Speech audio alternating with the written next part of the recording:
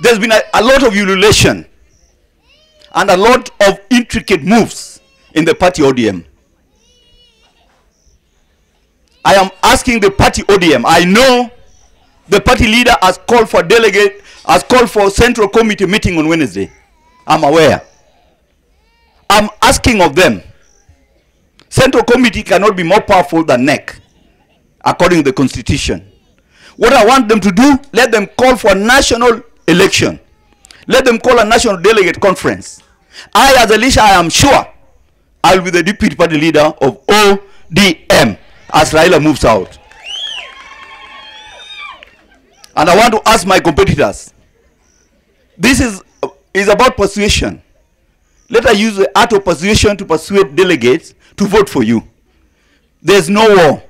ODM will still remain, but what I refuse to agree, ODM as a party cannot be led by our brother lawyers. Oparanya is a lawyer. Sifuna is a lawyer. Wandai is a lawyer. It is not possible that the party can be led by lawyers. This party must be led by the people of the Republic of Kenya, which include people from the coast, people from Northeastern, people from Central Province, people from Rift Valley, and more importantly, people from the larger Luo Nyanza. And I want to ask Mbadi, as a nominated member, I heard the other day he came to game, talking carelessly. He's a mere nominated member. He didn't win election. He was beaten by Wanga. Gladys Wanga. You know, I would respond to a man who has not been beaten by a woman in terms of competition for an elective post. But I would not talk about Mbadi because Kabake Maloi indi choma for manade. But I am glad, on the other hand, Gladys is doing a better job than all governors in Nyanza. Gladys is performing than all governors in Nyanza.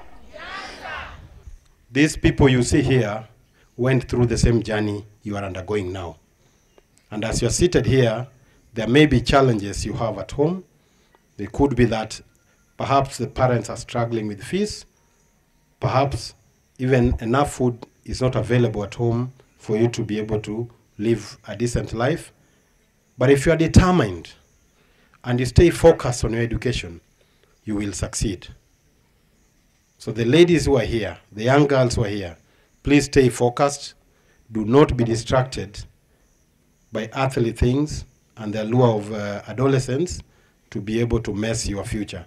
There is so much future ahead of you. And you are lucky you have a caring member of parliament who is able to join you here, support you. I'm sure even matters bursary, if there is, you should be able to get, so that matters education in this constituency is taken forward. I think that is the most important thing I would leave you with as students. But be focused. Without focus, without discipline, you cannot succeed in life. And discipline is not just about your life in school here. When you leave this nice compound and go to your next stage in life, you will find discipline following you wherever you will go. When you go to university, discipline will be part of you. When you eventually become an adult and start working, discipline is part of you. So it is something you must inculcate at this early age. I like speaking to students on a regular basis. I was in Jaramogi Oginga University 2 days ago.